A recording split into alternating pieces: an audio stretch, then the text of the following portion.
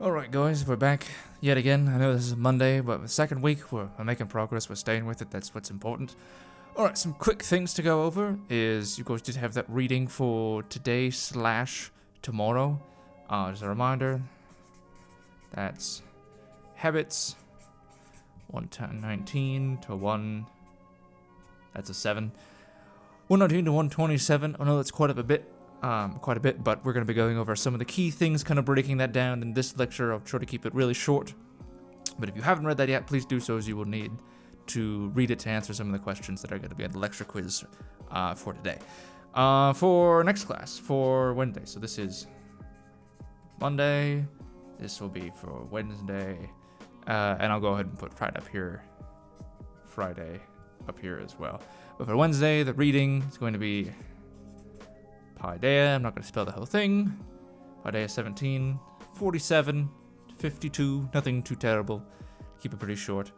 For Friday, it's going to be habits again, 241 to 248. Yeah, in the wiki assignment. The wiki assignment is going to be due by midnight, basically. So, whatever. Just a reminder of a couple of things. So this is what you need to be focusing on for today. This is for next class. This is about the end of the week. I realize that there's a lot of moving parts here. If you have questions, please let me know. But since I didn't get any, we're just gonna move on. All right. So we're tackling three different ways to use sources here. And they're predominantly the three ones that are covered in this section of habits. So there are 3 different ways to use sources. First one is very straightforward. Something that we probably all had to do before is the first one. That's a terrible one. Let's try that again. That's better. First one is just to distill.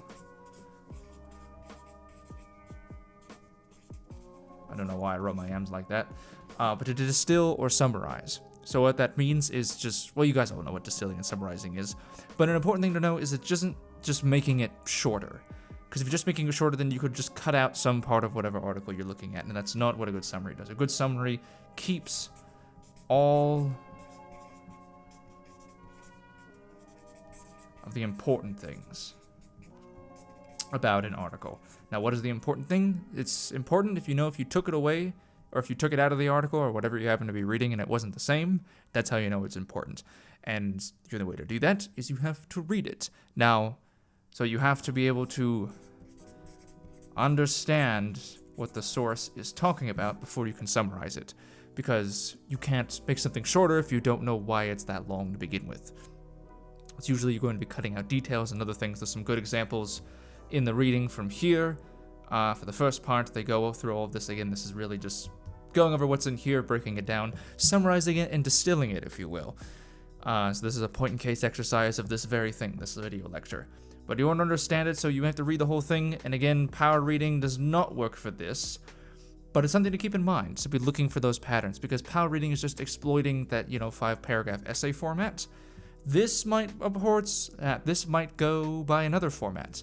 I haven't taken the time to crack what that is necessarily, but if you find it, it's always worth looking at a way to make reading or learning more efficient. Power reading is a good way to do that for Paideia. I don't have that next to me at the moment, so I can't put it on camera, but this might have another one. But enough about that.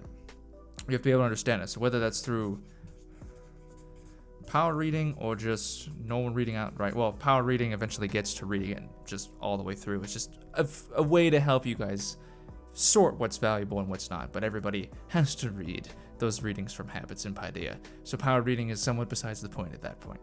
Alright, but this is what you want to do. This is one of the first uses of whenever you're using a source, is to be able to distill it, to summarize it, to do what they call in habits the heavy lifting for your reader.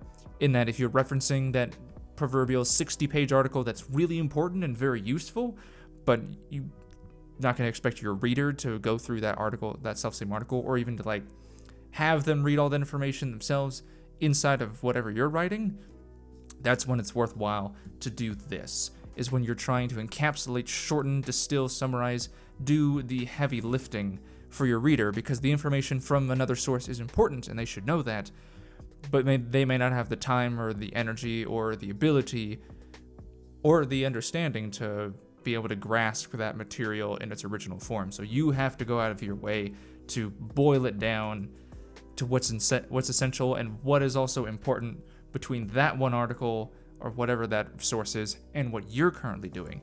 It's not just about, all the important things. It's about what is important to your project. Now, I'll say that with a little bit of a caveat, a little bit of an asterisk there, is that you shouldn't obfuscate. And obfuscate means you shouldn't be vague or ignore parts about a source that disagree with what your topic is. In fact, if they do, that's something that you should bring up because that's something you want to address. We'll get to that more as we move towards Unit 4. But it's important to have all this information and tie it back to how it's relevant to whatever project you're looking at. Because for the audience, whatever audience is reading it, that'll be me in this case, whatever audience you have, if they're looking between this source and your project and they don't see the connection, then it won't, what's the right way to say this? If they don't see the connection between them, then far from enriching their understanding of what your work is, it will distract and frustrate them because you'll be using this huge source that there's no reason. Why is this in here? So make sure there's a connection between whatever the source it is you're summarizing or distilling or doing the heavy lifting for, and whatever reason you are bringing it into your project in the first place. All right, enough about that. Let's move on to the next one. All right, so this is number 2. That's a much better 2 than my 1 was. The second one is influence and originality. What I mean by that is that whenever you're looking at a source, it's good to understand it, but it's not always something that you have a ready, a citation for, so to speak. Citations are important, and the reading in here will talk a bit more about that. But the citations, you don't always have a citation readily available for something that has influenced your work, right? If you're in like a normal, if you're just having a conversation with somebody, and we always use that phrase, if they say that X, Y, and Z is true, or that crime is up and, poverty is down. That doesn't make any sense necessarily. I'm just pulling it off the top of my head. But there are things and sources and information that we all use that are influences. And one of the things that Habits talks about is anytime you want to strive for this, you have to necessarily include this. So if you're looking for good writing, one of the hallmarks of that is incorporating other things, even unconsciously. And there's a great example in Habits about John Lechem, who does that. He's a really good author. But he has a paper where he deliberately doesn't cite anything in it, but it goes out of his way to say, like, hey, I don't know exactly who goes to what, but he lists all the things that he referenced throughout the article, or throughout his essay. We're not attributing them specifically, just to point out the fact that if you're going to do in-depth writing, you need to have good influences. That in order to, and I'm stealing this right out of the book, but in order to have good writing, in order to be original, and not even just in writing, but in anything that is just your thoughts on a piece of paper, you have to have not only a wide sense of understanding, but you also have to have a deep sense of understanding. And really thinking about those sources, and I'm not talking about citations here like MLA Chicago or AP, like forgetting all the fact that you have to put somebody else's name at the end of your paper. Being aware of those places where you get information from and that are important to you and that are influential in the work. So not even necessarily writing in this case, but just good work of any type, artistic, productive, executive, corporate, whatever, personal. I don't want to leave that one out. But of any kind, it necessitates having a breadth of understanding because that gives you a range of experiences and facts and information. And, well, even just going back to writing, it gives you other tools and other rhetorical, structures to use that if you were just, locked in a room by yourself and you were just your own thoughts forever, you would never have access to. That it takes these other things from other sources besides yourself. Sources that give these things to you. So that's it's not a hard and fact thing, but as any kind of good writing is, it's sometimes difficult to put your finger on exactly why. There's a couple practices and things we can look at, but it comes down to if you're willing to learn something new about these other things, about not only the diversity with which you're willing to accept new information, new experiences, and other people, but also to plumb the depths of which those other experiences go. All right, but enough on that. Keep the ball rolling. All right, the third one. Hopefully I'm staying in frame at the moment. All right, but the third one, and one we're probably most familiar with, is to complicate whatever it is you happen to be writing. And what you guys are probably used to, or what is usually put out in school a lot of the times, is if you're using a source, you want to use it as the big E word, evidence. I don't think that's how you spell evidence. Let's try that again. Evidence. Evidence. You know, we're going to go back to the original. I don't think that's right, but that's beside the point in this case. All right, but as evidence, that's how we're told that, oh, sources always need to be evidence. They always need to be facts and things that are supporting your arguments. And while that's important to have an argument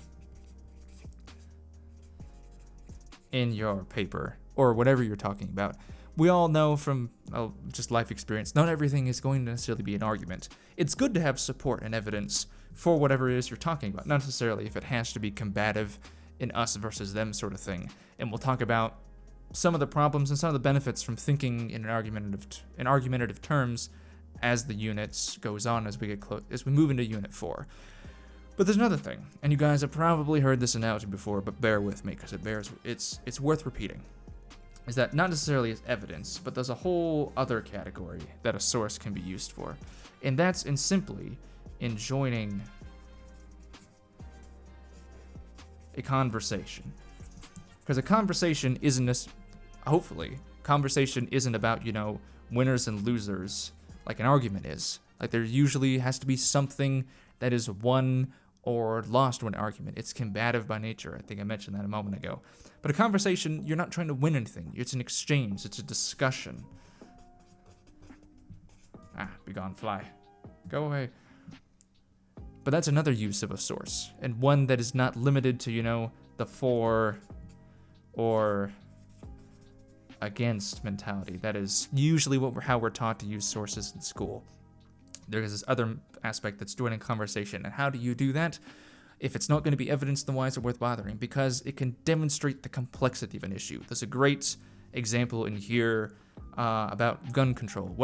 However you stand on the matter, their example they use in here shows that it's not just a for or against argument. There's a lot of nuance and a lot of complications, a lot of historical history, and just a lot of gray area that is not talked about. That if you view it as for and against, those nuances and minutia of, various things or outliers get lost. This tends to simplify rather than complicate. And life is usually more complicated than just yes or no. And when you view a source as being a part of a larger discussion, one that necessarily you can take part in, that you're not just an outsider that's saying like, oh, this is an authority, this is someone that I should use. It takes more work, admittingly. But once you stop that this isn't just somebody like, hey, I'm going to use, John Smith's article about so-and-so to support my claim. But you're going to say, well, I think John Smith is partially right, or maybe somewhat right, but I don't agree with everything. Or maybe there's some parts of this argument, of this discussion, his point, that are valid, but they're not the whole picture. Viewing a source as part of a conversation, and not just an argument, allows you for a greater range of things you can do with it. But it also requires that if you're going to be a part of the conversation, you can't just stand idly on the sidelines, because that's called eavesdropping, and that's not polite to do. So if you're going to use conversations, or if you're going to use sources as a conversation, and join into it, then you can't just sit on the sidelines. You have to engage. You have to parse out and weigh what they are saying. It can't just be a strict thing of evidence to say, oh, it works this way, or works like it, or it doesn't work. We have to apply, going back to our old friend of last Friday, we have to test the crap out of it. Just as we do for anything up here, but specifically down here, because it's not just about the thing as a whole, it becomes about the individual parts as well. All right, hopefully that makes sense for all the different parts that we were looking at, that we have to complicate, to influence, and we have to distill and summarize. These are the three broad strokes of things that I will be asking you guys to do and will be working with to do with sources. That it's not just, right or wrong, this is a good source that proves my point. This is, and what I want you guys to be doing with this, even though we don't have a lot of stuff to do because we're all using video lectures, is being able to engage with sources on a way that is more complex, that reflects the fact that they're people writing them and not just something that's going to end up at the end of your paper. That isn't necessarily to say that you shouldn't have a name at the end of your paper, because there's a great example in Habits, and I've said that like 5 times over the course of this video, but this is a really good chapter in Habits if you haven't read it yet.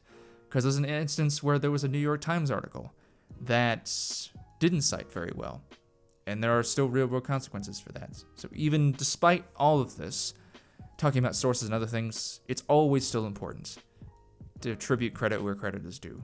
That if it's somebody else's work, they still deserve all of the credit for it, to have their name at the end of the paper as well. All right, but at the risk of going over and making another egregiously long video, I'm sorry about that last time, I'll leave it there. As always, if you guys have questions, things about any of this or the readings that you're concerned about, late work, I'm more than willing to talk to you guys if you have questions about anything.